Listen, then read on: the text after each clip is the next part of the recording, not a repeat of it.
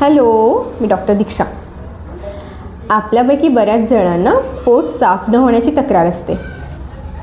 जर पोट साफ होत नसेल तर पोटामध्ये गॅस साठून राहतो आणि मग आपल्याला पोट फुगल्यासारखं वाटायला लागतं.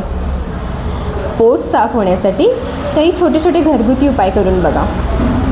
रोजच्या आहारात हिरव्या पालेभाज्या आणि फळभाज्यांचं सेवन करा.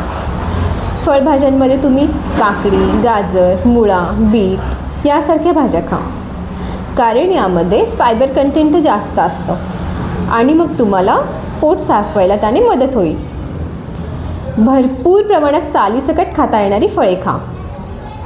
आणि दुसरं, रोज सकाळी उठल्या उठल्या तुम्हाला कोमट पाणी प्यायचे. आता महत्त्वाचं, रोज तुम्हाला 30 मिनिटे तरी वॉकिंग करायचे.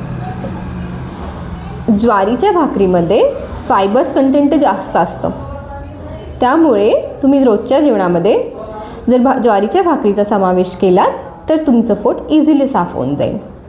थँक्यू.